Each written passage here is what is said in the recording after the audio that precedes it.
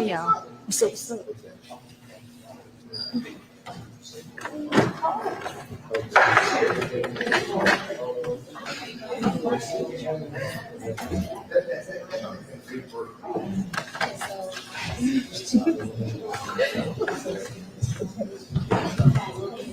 Thank you.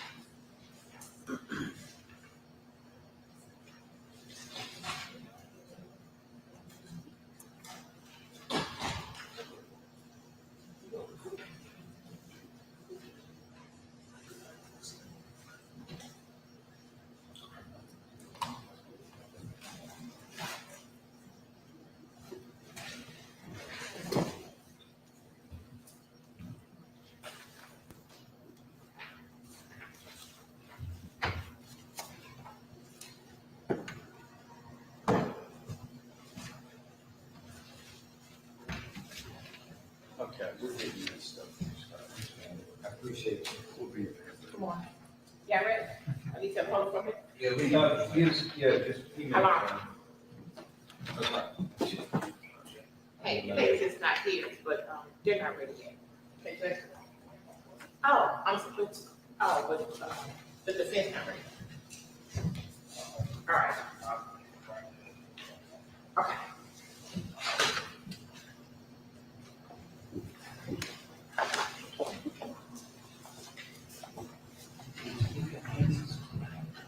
They said he wasn't here. Good morning. Hey, good morning. You got me? Always. You said I put on your desk, right? Yeah. Not responsible. Yeah, but what, I talked to the one in Whitehead. They're gonna- Kurt sent it to, Kurt gave it to me also. Okay. Yeah, I need to make sure that we're, it is under the, like, not responsible, same as it was last time. So that we can bring in. Just a judge, I wasn't here. No, I didn't see you. Oh, yeah. Rita Higgins. Oh, okay. She can hear you. You go right. Oh, goodness. Okay.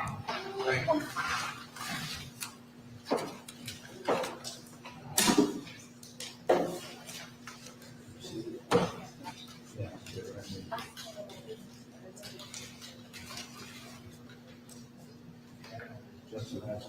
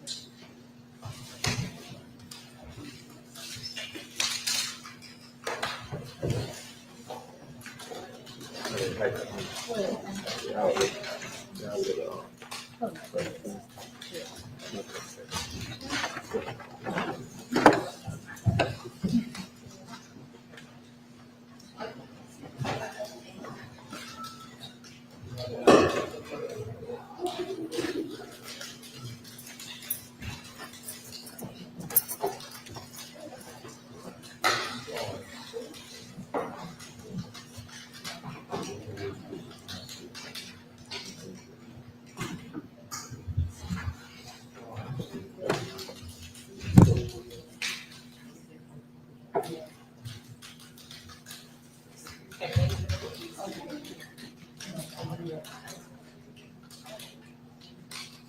you do? Okay. It starts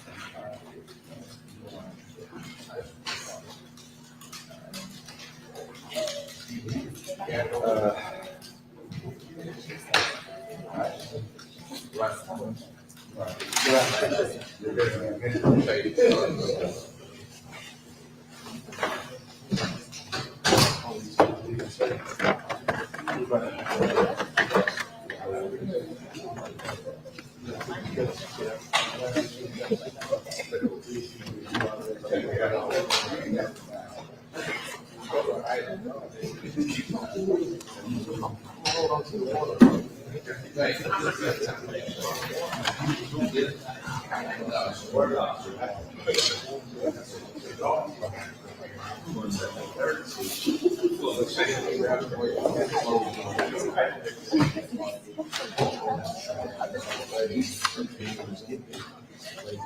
The one that.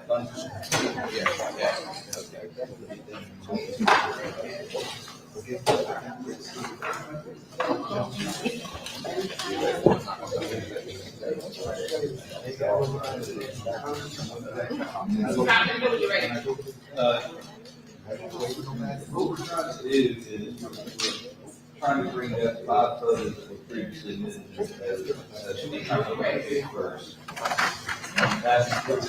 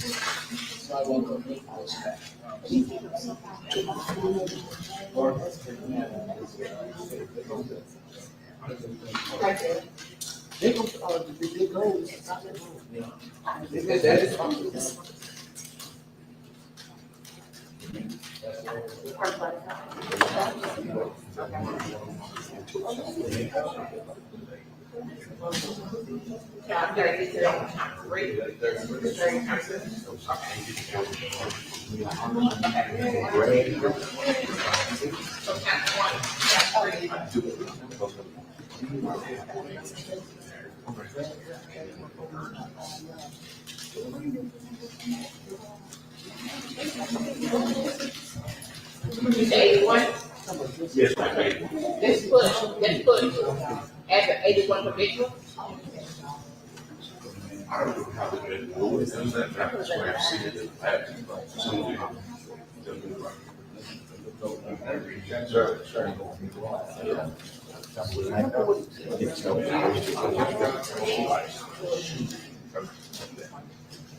But not.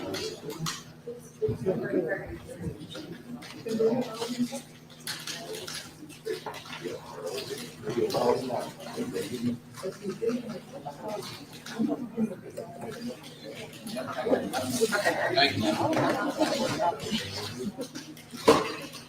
Well,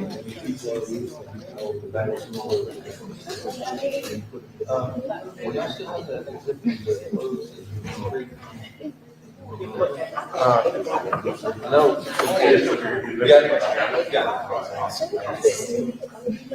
Y'all got this? We have. There were, right, there were previous, exhibits, 143 through 147.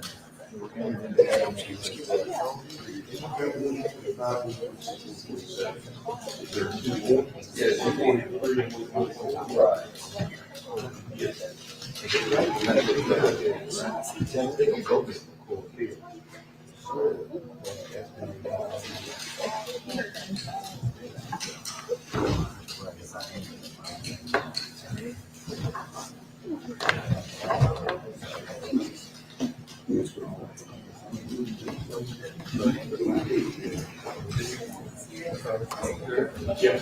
Making you aware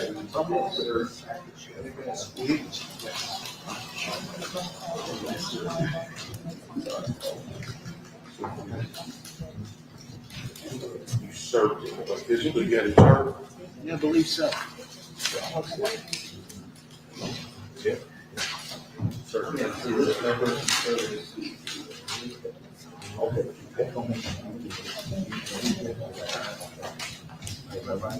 Right.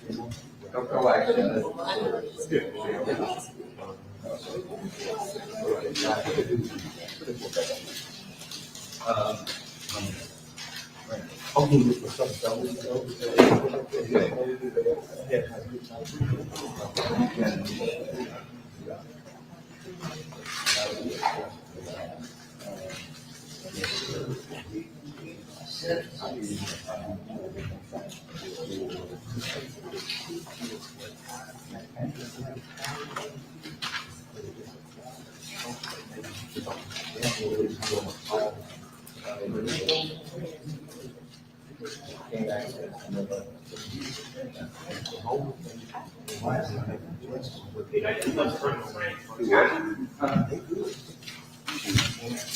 I didn't realize it was on. Sorry.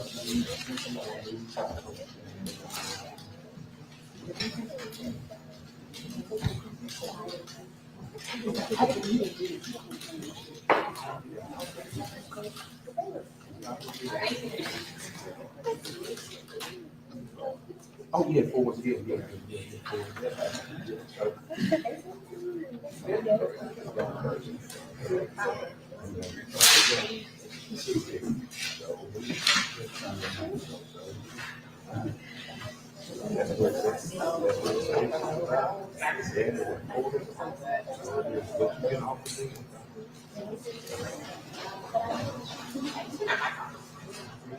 Your mic off right now.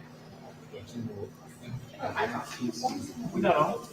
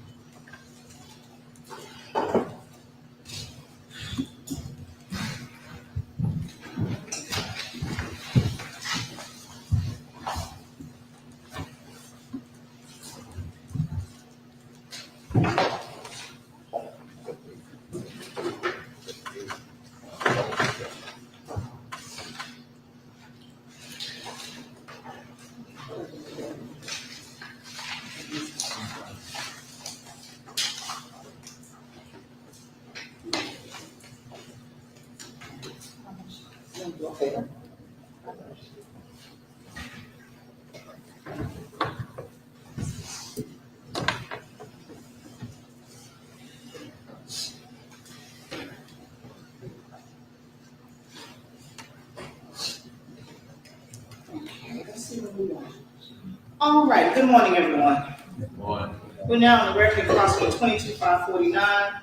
First to the stage, is there anything we need to take up? Now to the defense, anything we need to take up? Yes, Your Honor. Yes, sir.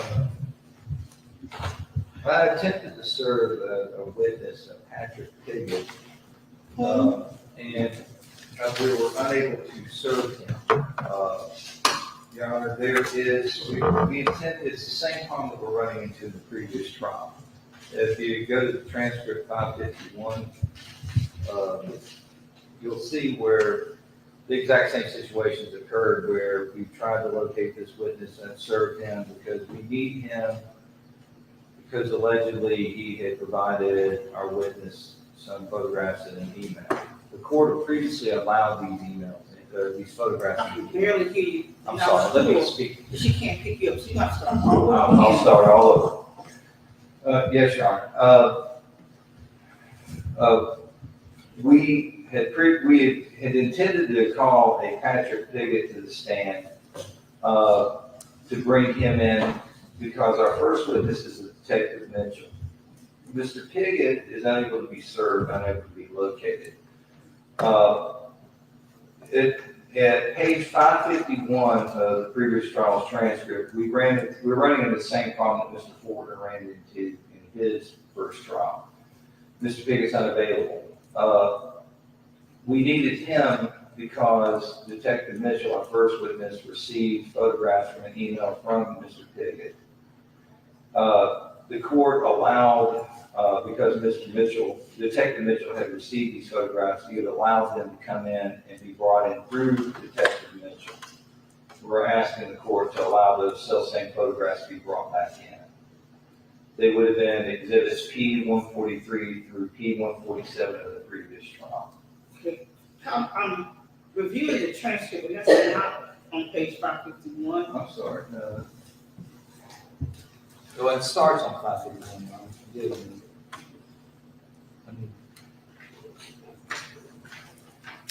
Okay, it's the 559 is where the discussion starts, Your Honor. 559. Give me just a moment. Yes, Your Honor.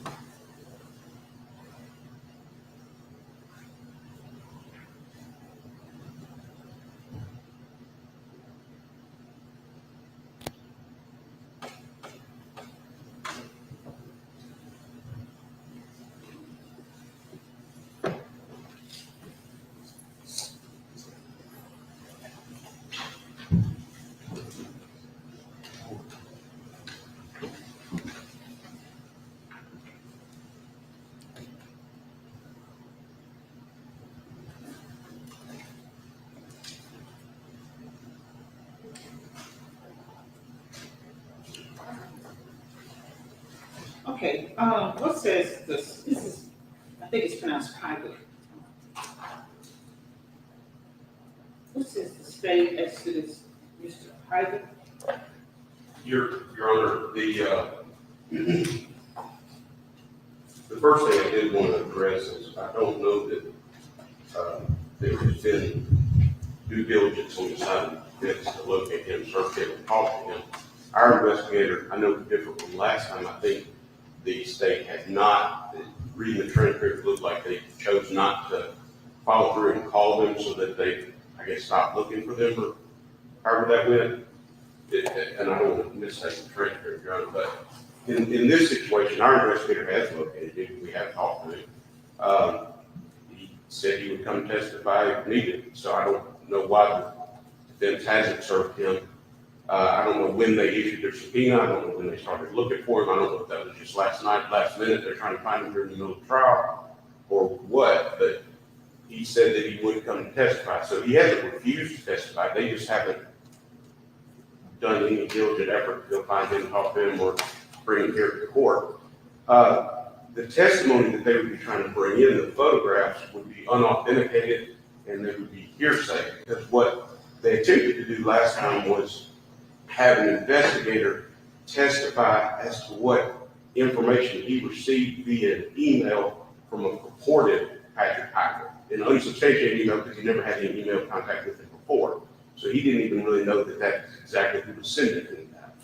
Also, the problem is the inconsistencies in the timestamp is he said that it was off in his email, and he said that it was an approximate time off, but it was subject to interpretation of what he meant by behind, how many minutes.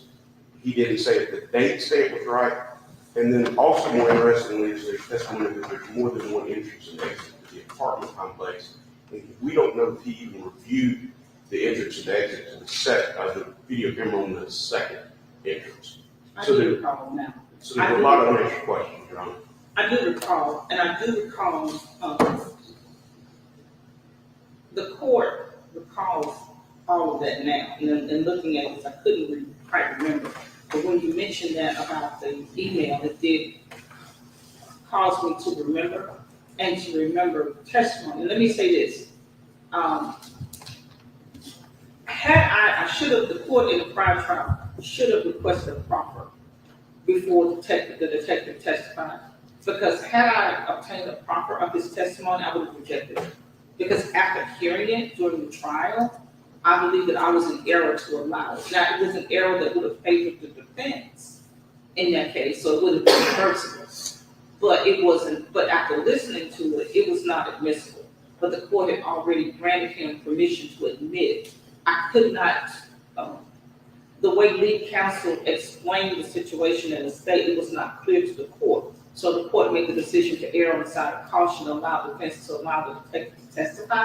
But then after hearing it, I remember noting to myself that I should have excluded that witness. The problem with that situation was that his prior counsel had not found any sufficient motions or notices about any witnesses for the court to be able to address those issues prior to the trial, and we were in the midst of the trial, which is why this court's, I'm so strenuous about trying to clear up those issues so that while we're in the proceeding, the court doesn't have to then try to figure out those issues. So I can tell you that I would not maintain the same ruling in this case, especially after I heard it all. But it had been admitted, there was nothing the court could do about it, because it was already in front of the jury, and I was not going to try to undermine the integrity of the evidence that was presented. But I will tell you that I do recall that and realized I really, in my opinion, had made a serious error in allowing that testimony in the defense case in chief. Mr. Piter is the person that needs to testify about that because he, I understand, but I would like it just noted that I got my subpoenas issued and served. that's no error on your part, counsel. I do understand that that is not the issue. However, the state does have information on the location of Mr. Piter. I would ask that the investigator to provide you all that information. And so you can make an effort to contact him before you close today. I'm not gonna keep holding up stuff waiting for him, but I will give you an opportunity to do that. Right now, we do have the jury waiting, so it may be at the midday recess that you need to try to contact him. Can we do that? Yes, Your Honor.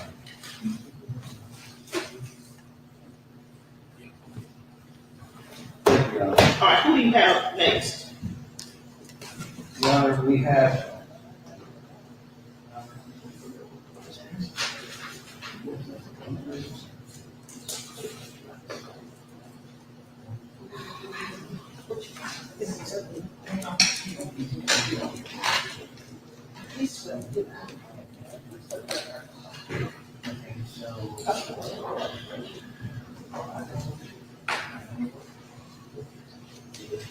we can go, Your Honor.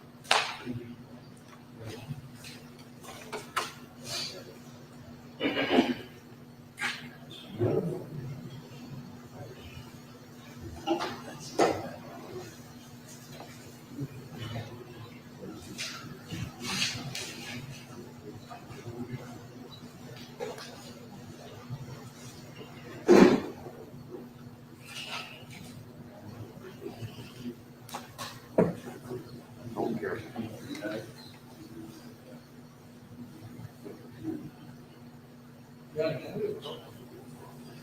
We don't have a jury, you don't have to approach. It's okay.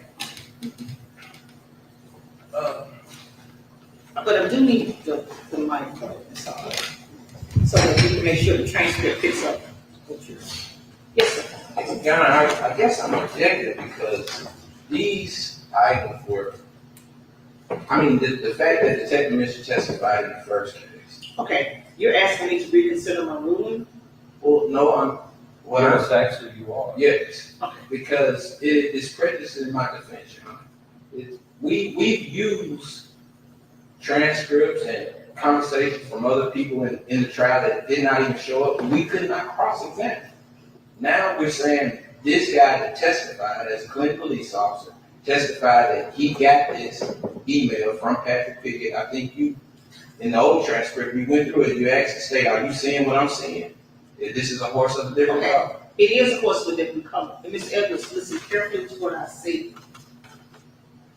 The court, after hearing the entire testimony from Mr. Mitchell in the first trial, even during the first trial, the court realized that it was error to allow him to testify in the manner that he did to what he testified to. It was rank hearsay.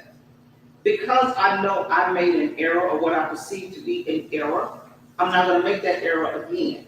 The only way that testimony can come in is if Mr. Pybert comes in and he testifies to that because he has first-hand knowledge. Now, I have given grace to you all to go ahead and get the information to get him here, but I'm not reversing my ruling. Okay. Just because it was in the first testimony does not mean that it's admissible in this trial. And I know you can't advise from the bench, but what can he testify to? Now, that's what he would have to, I don't recall all of his testimony or anything else he was needed for, but I do remember all of that about that email and that timestamp and all of that. Once, after it was admitted, I realized that the court was in error to have admitted that testimony, but it was already out there, and I'm not going to make that error again. Okay. Can you give us a Sure.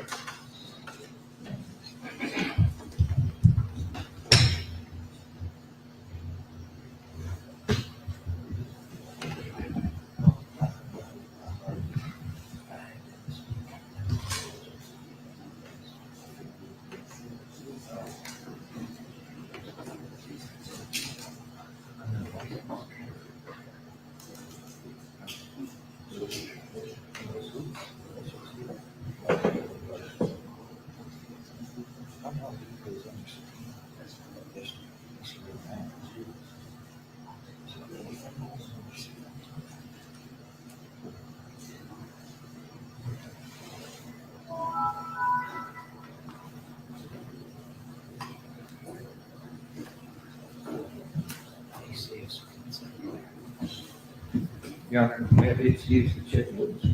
Yeah.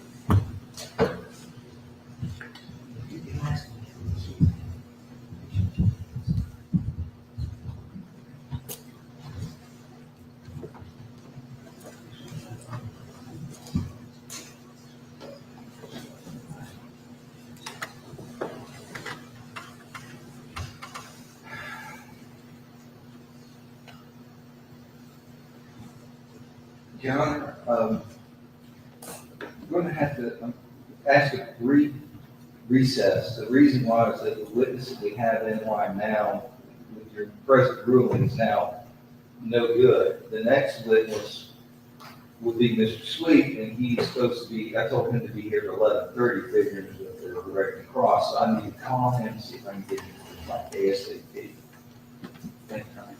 Call the recess. Oh, I'm sorry, Mr. McCullough, you was saying. Your Honor, we are going to object to Mr. Sweet. If you remember his testimony before, it's totally irrelevant. He testified that he got a phone call from the defendant, something about wanting him to be hired as an attorney. He couldn't do it because he was out of town. I just don't see how there's any relevance to Mr. Sweet getting up and testify. What's this defense? Your Honor, the defendant has the right to present all evidence in for his case in chief in his defense, and those objections that they're making now should be made at the time of testimony, not prior to it. Okay, I reserve ruling, before he is, now, I do know he's a person, but Yes, Your Honor. and I do recall, somewhat his testimony.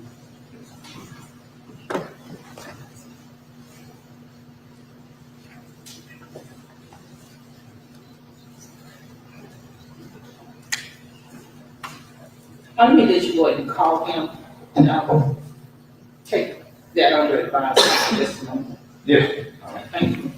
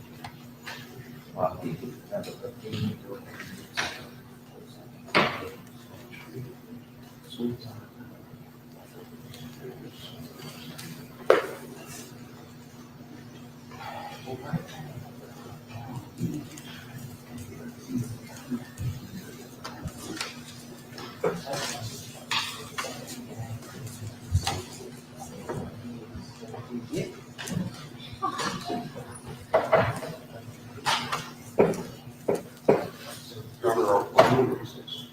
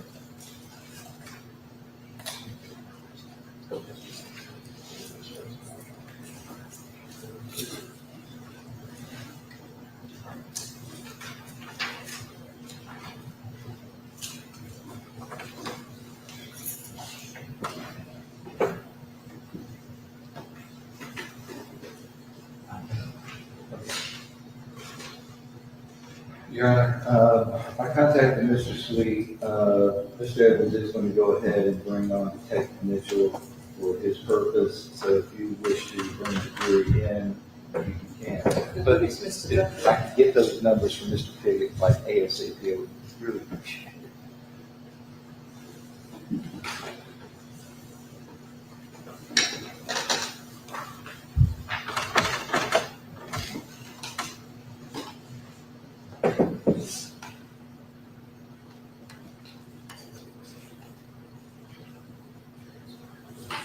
You try to get I'm sorry. Mr. Guthrie. Yes, it's a courtroom.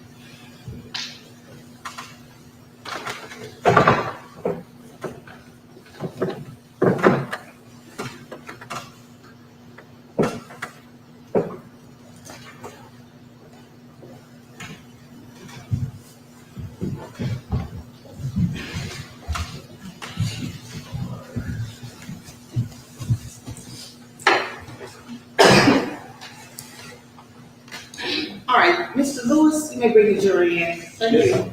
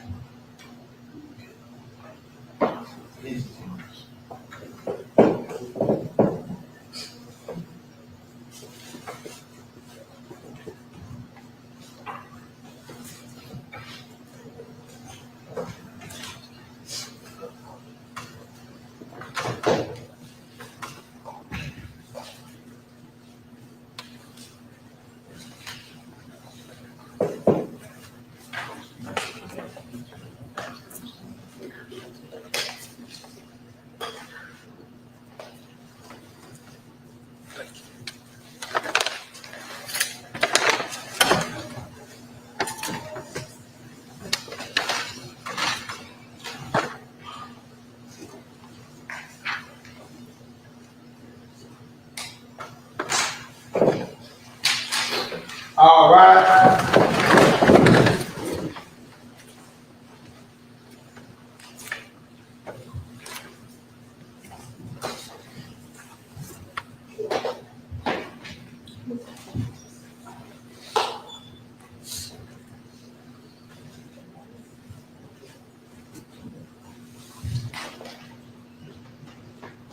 Viewers in the courtroom. Thank you. You all may be seated. Good morning, ladies and gentlemen. I hope that you all were able to follow my continued instructions in regards to this time. Is that correct? Well, thank you. All right, Mr. Evans, you all may call your next witness. Your Honor, we'll call, Detective Brent Mitchell, thank you.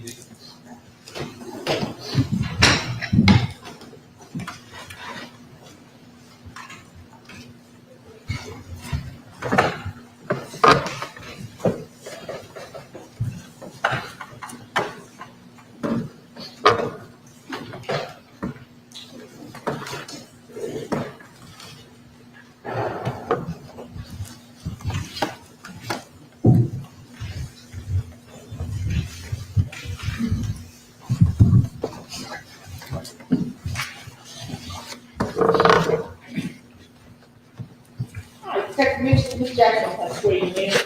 Do you swear or affirm the testimony you're about to give is the truth and the God?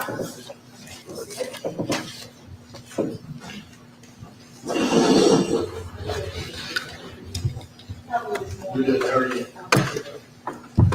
His voice is fine. All right, now, Mr. Douglas, you may proceed. Good morning, Detective Mitchell, how are you? Good, how are you? Can you state for the jury, what your full name is? Yeah, Detective Brent Mitchell. Okay, and can you tell them, how long you've been with the Clinton Police Department? I've been with Clifton Police Department a little bit over 9 years. And can you tell me what capacity you serve at? Currently as an investigator. And on May 1st, were you employed with Clinton PD? Yes, sir. I was. And at some time during the course of this investigation, you went to 300 East South Street, correct? That's correct. And can you kind of tell us what happened at that location, what you were there for? Yeah. So we were executing a search warrant on Mr. Edwards' apartment to collect any evidence relating to this homicide. Okay. And did you collect any video footage or anything from there? I did not. Okay. And did you talk to the apartment manager or anybody there that's over that facility? I did. Can you say the name of the person that you talked to? Mr. Patrick Pocket. Okay. And did you receive anything from him? Objection, Your Honor. What's your objection? What we spoke about before this witness got on. Oh, sustained. Okay. Are you saying that day, Mr. Edwards, for clarity? Yes, Are you asking if you would obtain any evidence from him? Correct. On that day? yes, ma'am.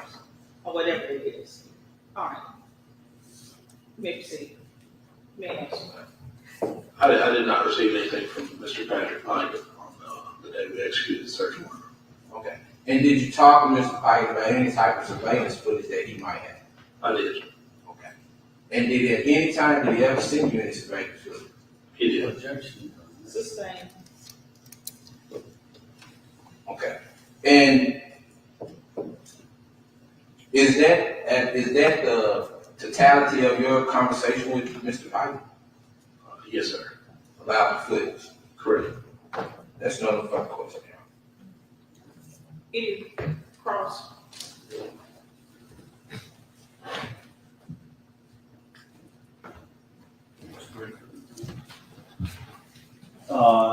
Is it Detective Mitchell? That's correct. And what was your role in the investigation? I just assisted in the investigation. Did you help interview witnesses, or did you go on any excursions with the Clinton Police Department? I did. Where did you go? We went to Lexington, me and Detective Fox, to interview a witness. And what did your investigation reveal about William Edwards when you were in Lexington? That William Edwards was in Lexington the Sunday night after the shooting occurred. All right, how did you learn that? Through speaking to William Davis, a witness up there. Objection. Hearsay. He didn't even say what he said, he just identified the person overall.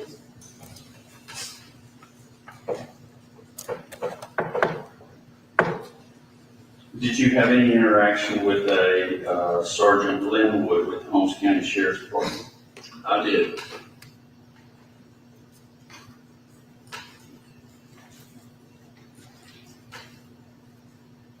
What did your investigation reveal about the whereabouts of William Edwards? If anything, during that conversation, what did you learn? We're just referring to the conversation with Sergeant Linwood. Yes, So, just as it relates to your investigation. well, we learned that Mr. Edwards was in Lexington. At the time, we didn't know where he was, but Sergeant Linwood was informing me that he was at a buddy's house that he knew. And were you able to go to this buddy's house? Yes, sir. And did you speak to that individual? Yes, sir. Was he there? Yes, sir. Was William Edwards there? No, sir, William Edwards was not there. Did this buddy tell you anything that, Hearsay. He never finished the question. did this buddy tell you anything that William Edwards said? Sustained. And did you also go to Dorcia Edwards' house? Did not. Were you involved any in the apprehension of this defendant in New Orleans? No, sir.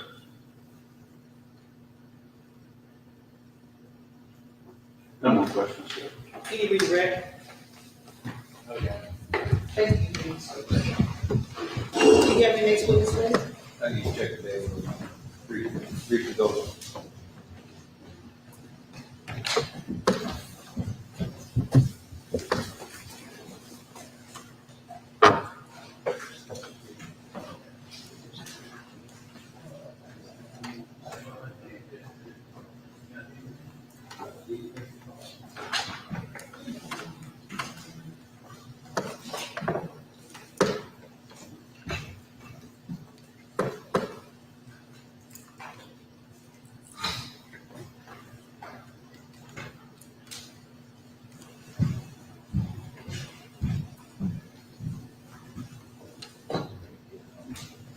Your Honor, we would call Dennis Sweet and stand.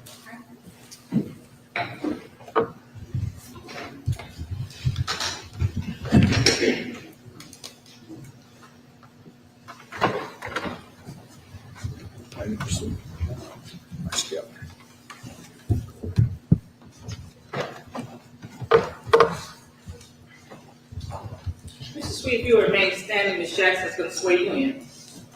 Attorney Sweet, you swear to affirm testimony you're about to give, the truth that you don't have. You may be seated.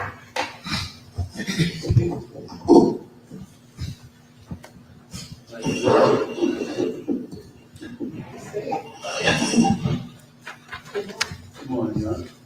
Hi, Mr. Edwards, you may proceed. Good morning, Attorney Sweet, how are you? Good morning. All good. Can you state for the men and women of the jury your full name, sir? My name is Dennis Charles Sweet III.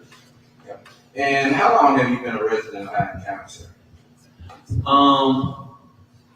I'm not a resident of Hines County now, Okay. but I grew up in Jackson, and I live right outside Jackson. So I practice law in Jackson. So I've been out for most of my life. Okay. And how long you been practicing law?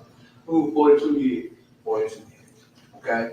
And you do a lot of legal work throughout the state and outside the state, correct? Yes.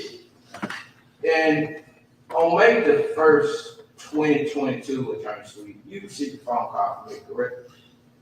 I don't remember the exact date, but it sounds right that time. I got a call from you. Yes, sir. And I was calling you about the current situation that they were saying is transpiring. Is that correct? Right. I think I was in a trial, Correct. and you called me about turning yourself in. You said you had understood that someone had made allegations against you, Correct. and that you wanted to turn yourself in. And I said, okay. I couldn't help you right then, because I think I was in a trial. That's correct. If I remember right. Yeah. I remember your call. Yeah, you were in a conversation. You're in One at a a time, one at a time. You're in a trial in Aberdeen, Mr. Mississippi. Okay. Edwards, the court was speaking. I'm sorry. Only one person may speak at a time, you two will kind of overlap with each other. Okay, I'm sorry. All right, thank you. And correct, you were in trial in Aberdeen, Mississippi with a capital case, correct? Right, a capital murder, a lady supposed to kill a little girl, and I was in trial up there. They had moved me up to Aberdeen, so I was not available to do here. It was a serious trial, and I had to focus on that, and couldn't help you. And in the course of our conversation, I think we had several conversations, and I was imperative about getting you to get me turned in, correct? You were. I told you, I said, man, you don't need to be out here and just get arrested. You said, but I don't want to get turned in without you. I want you to turn me in.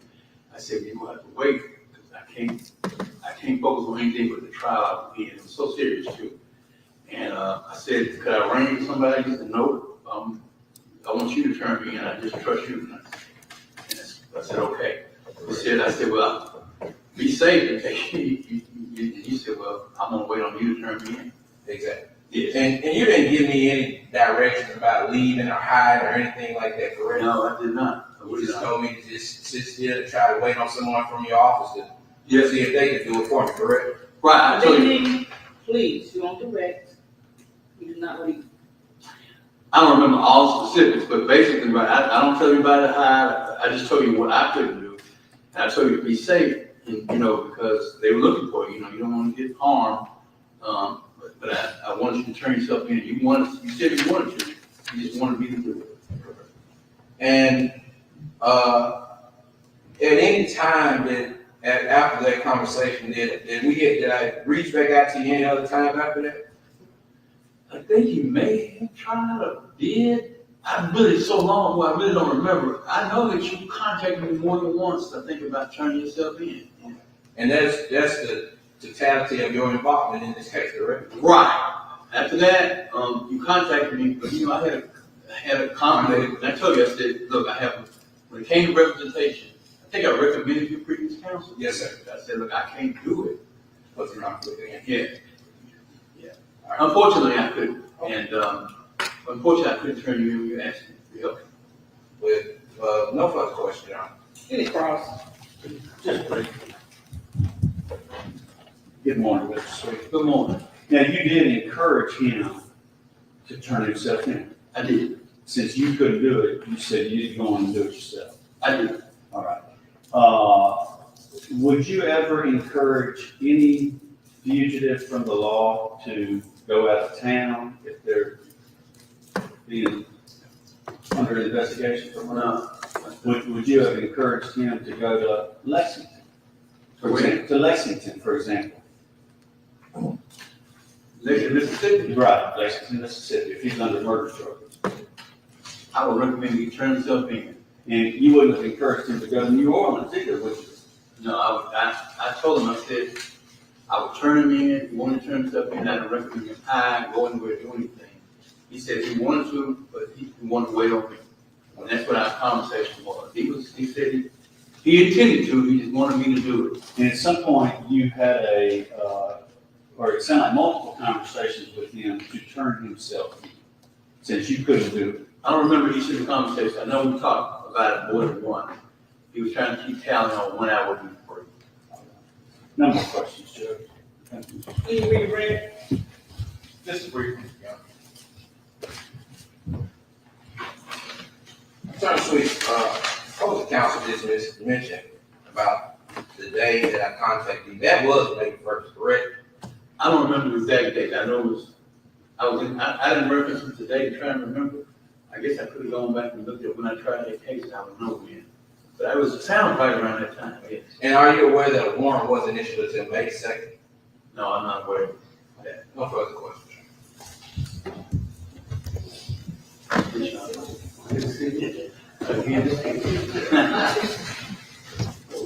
All right, defense of another witness. Yeah, you need to check the video. We have witnesses on the way. Right. Okay, the next witness for the defense is on their way. So I'm gonna ask you all to just step out briefly. We may start on midday questions and this is basically these witnesses in, and, but I'll call you back in shortly. All right.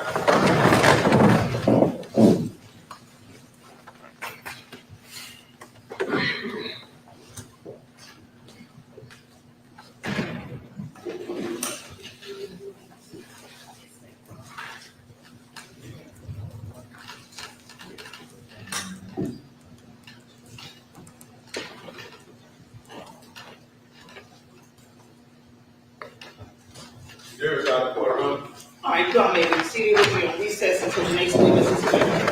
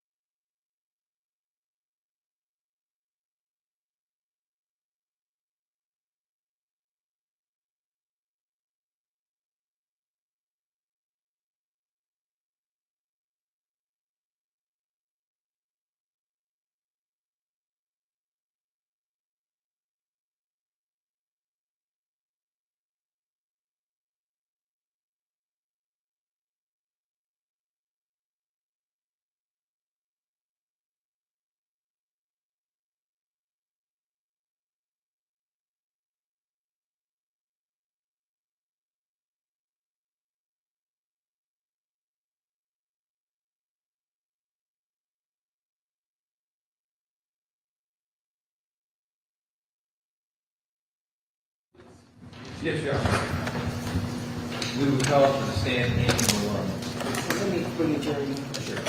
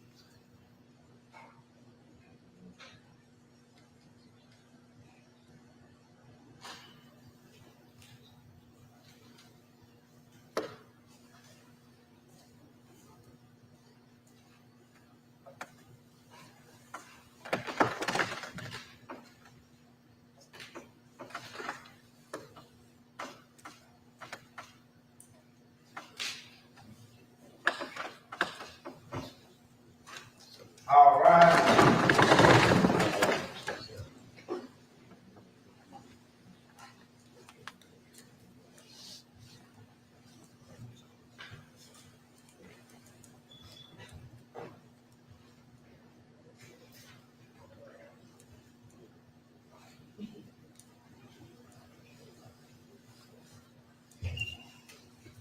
Jurors in the courtroom. Thank you. All right, you all may be seated. Defense attorney, please. We will call for the stand in the room.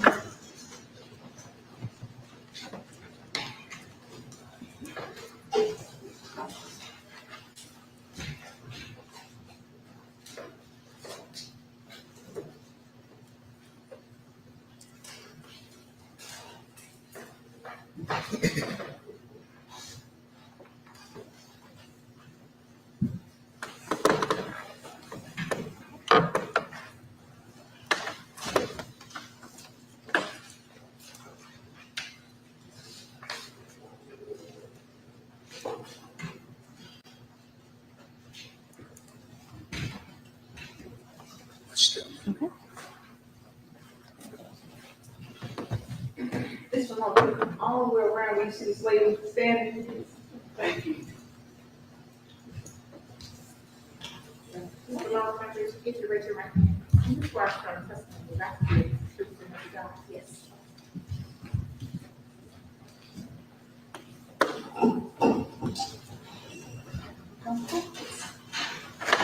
Ms. Edwards? Good morning, Ms. Vaughn. Good morning. Would you state your name for the jury? Amy Malone. Okay, and how are you employed? I'm employed at the Mississippi Forensics Laboratory in Florence, Mississippi. Okay. In what capacity are you employed? I'm a forensic serologist. And can you kind of tell us what that is? Yes.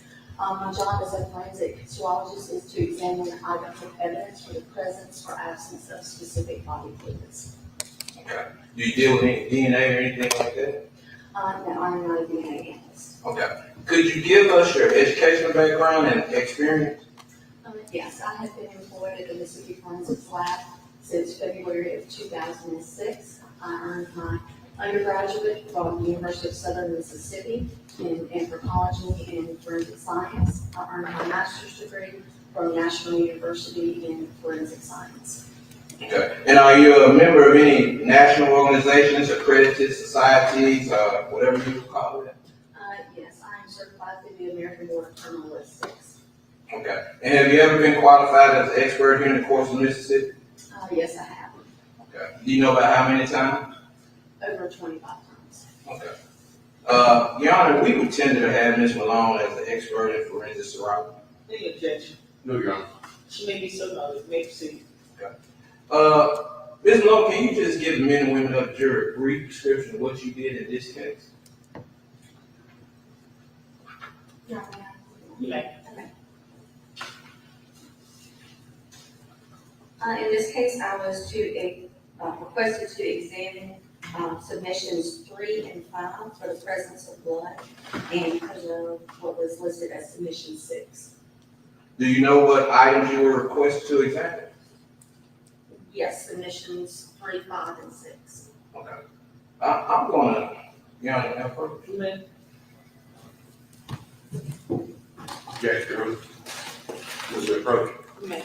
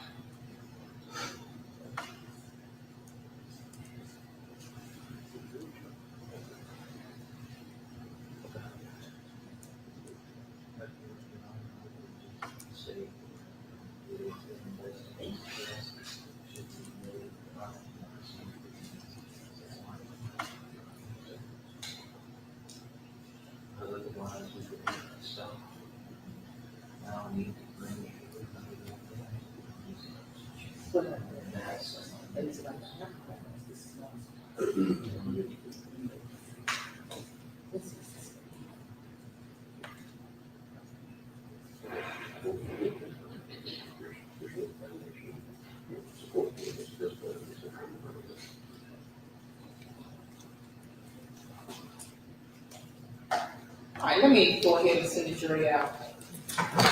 All right.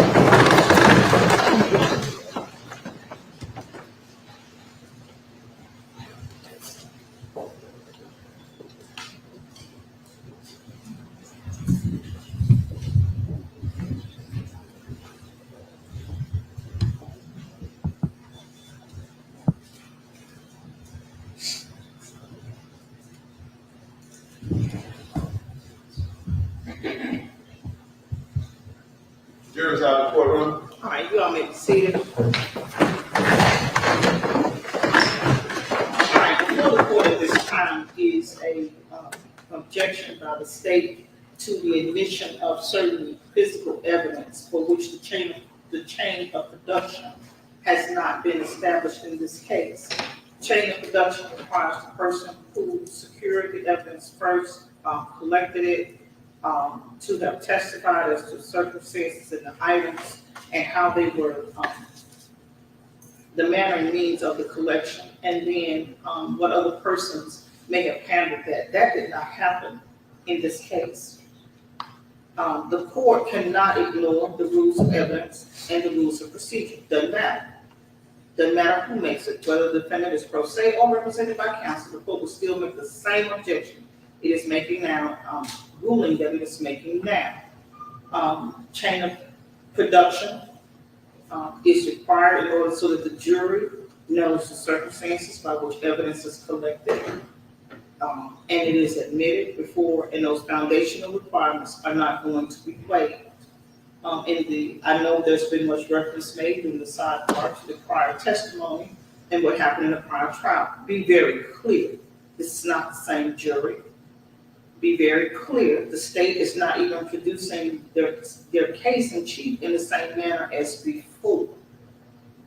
This, for whatever reason, during the first trial, it was introduced during the state's case in chief. It has not been introduced in this case in chief, has not been introduced by the state, it's not part of their theory. If the defense wants to use it, it was available to be admitted by the witness who obtained it, and you can have a seat, Mr. Edwards.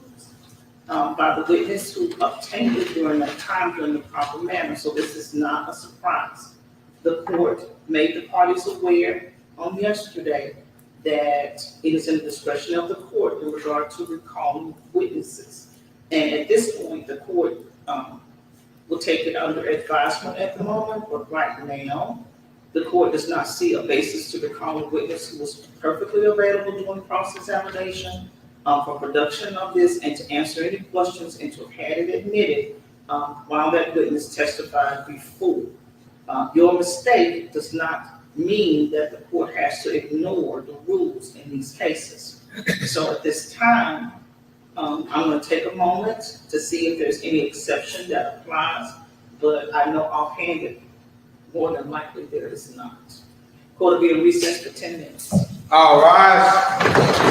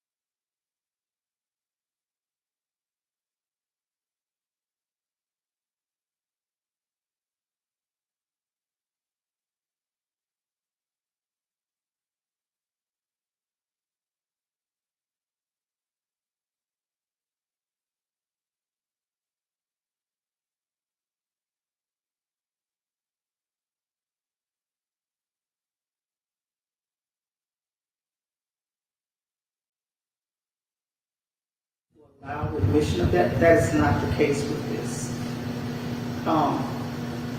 The court relies on our court's rulings in regard to that matter, in that this is not, there was nothing that could not have been developed when those other witnesses that were called, that were part of the chain of custody, who collected it. The witness list in this case that was presented on what I indicates that the defendant fully intended for whatever reason to call this person as a witness. The court, because this is a retrial, does not have to and does not treat the defendant any less than would any attorney who made the same mistake. For those reasons, the court is going to sustain the objection. The witness was fully available. There were no limits placed on cross-examination of the first witness who collected that item.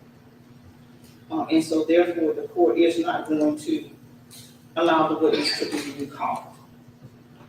All right, unless this witness has something. Once they could be on the record. You know, briefly.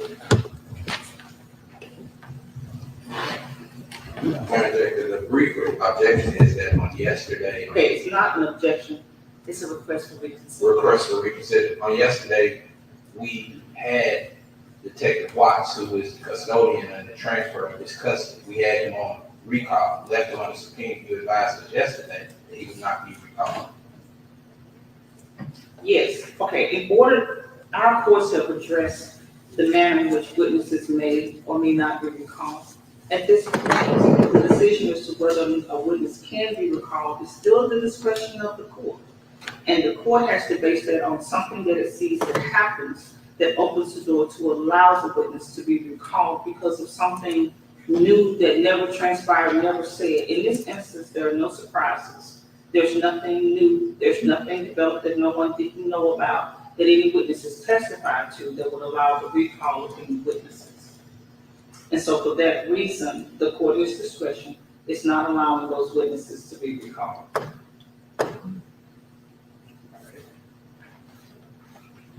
All right, unless this witness has some additional testimony other than that in regard to our findings on those items that have not been admitted, she will need to be excused in the presence of the jury.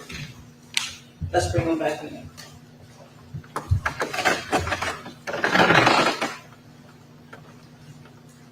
All right.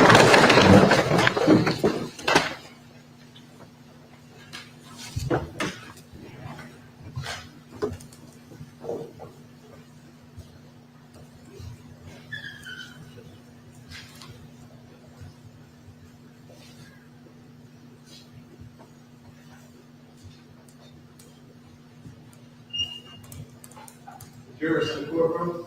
All right, you all may be seated. Thank you.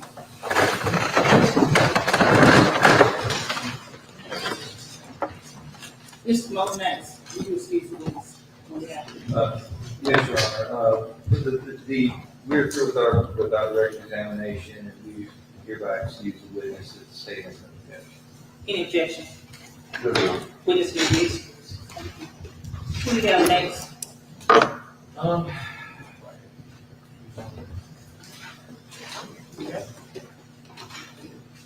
We would call David Whitehead to stand, Your Honor. All right.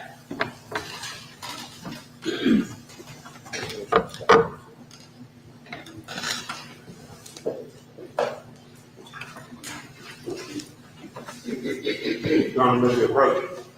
You may.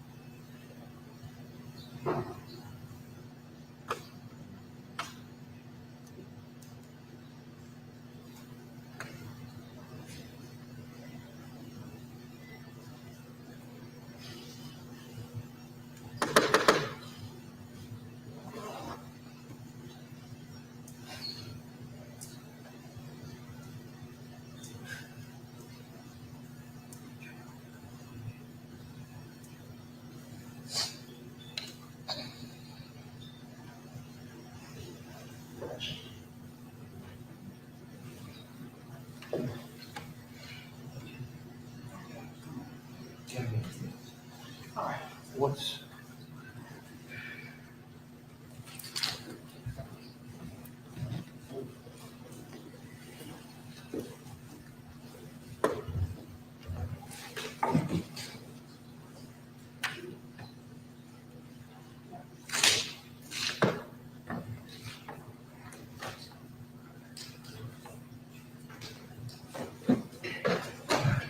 Your Honor, at this point, the defense has no further witnesses, and the rest of the case is. All right, ladies and gentlemen, at this time, the state of the witnesses. No, Your Honor, we read. All right, ladies and gentlemen, at this time, the state of the defense of both rest of the case in chief. While we're on our next day, we will work on our instructions and try to be ready for you so we can proceed with the instructions of law and closing arguments. Until you have the benefit of both, you cannot begin your deliberations in this case. You must know the law that you are to apply to the facts and evidence that you have heard. So I will instruct you not to begin any type of discussions in regard to any evidence until you get the benefit of the instructions of law and as well the closing arguments of counsel. Should be here shortly.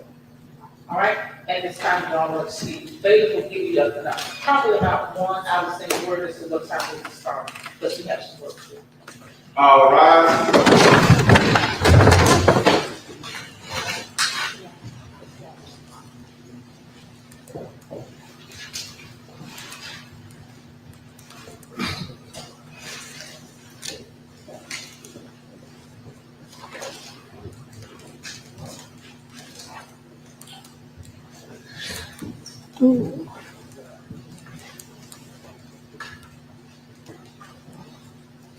Here's our courtroom.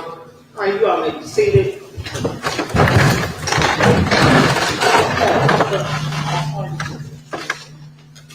Your Honor, if I may, the state provided updated jury instructions, and while I have them on an email, I don't have a physical copy. Could I get one? Yes. What else?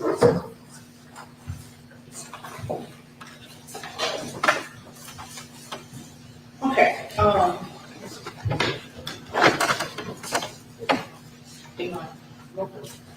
All right, so let me just say this, what I need to do is I need to review the instructions, I have not had a chance to review them at all, from either side. Once I have finished reviewing the instructions, you all know how I do it. I'll let you know the ones I'm going to give and the ones the court is refusing, and then I will give the arguments on those, if there are any. Now, I think that tends to make things go a little faster. I know you have not had a chance to review them. He has not had much. So what I would like to do is, I'd like to come back about 1:30. Give everybody a little break. We should, with that in mind, we should be in a position, because I see there's not a lot of instructions. We should be in a position to start doing closing arguments by 2:30. Just as a preliminary matter, you need to make sure, I usually allow about 40 minutes as standard for closing arguments. Does the state need more than that?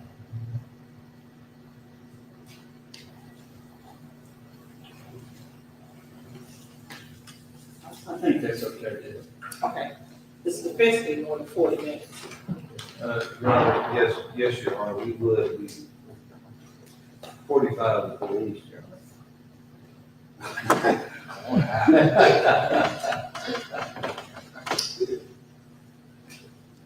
Fine, that's 45 minutes it would be.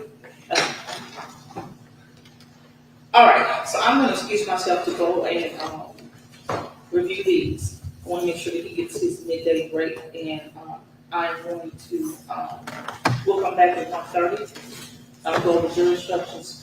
Mr. Harris, make sure you get copies of all of the instructions. Well, if we're gonna go to lunch, I'll go back in the office before we down and everything, so. Okay. So you know that? All right, I'll see you all back at 1:30. All right.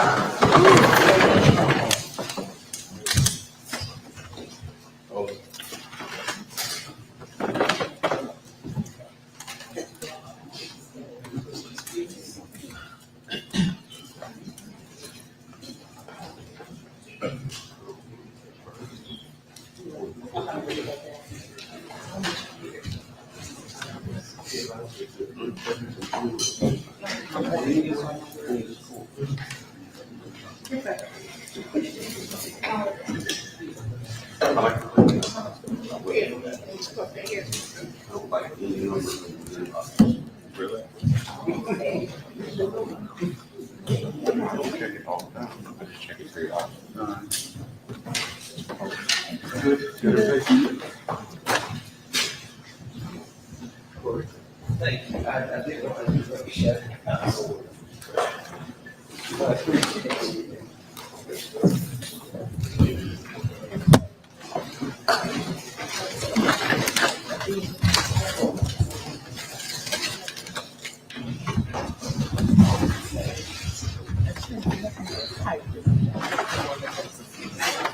Oh, you are?